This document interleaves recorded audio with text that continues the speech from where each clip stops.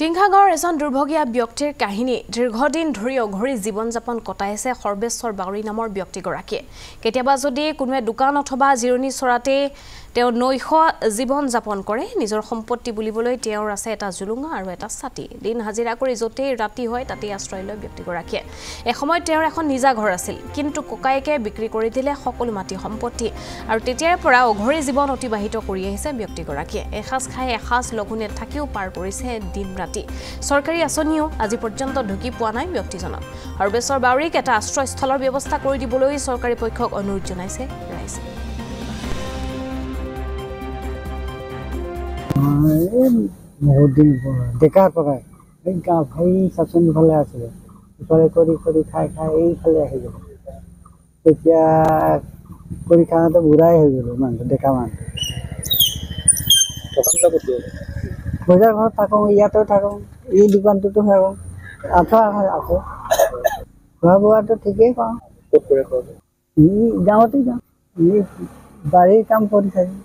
কাম কৰে তাতে খানাত তাতে হ'ব কিন্তু অঁ নাই গাটো অসুখ লাগিলে ওলাই আহিবি নহ'লে তাতে সেইফালে থাকি যায়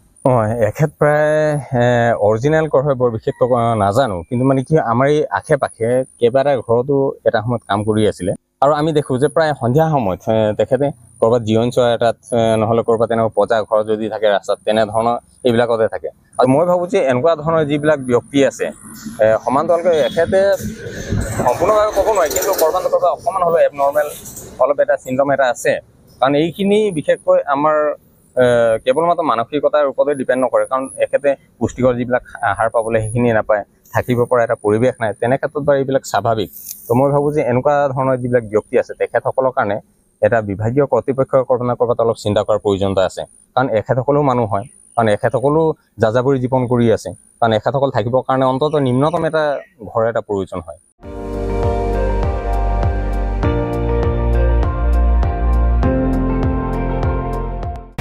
আপুনি চাই আছে ND24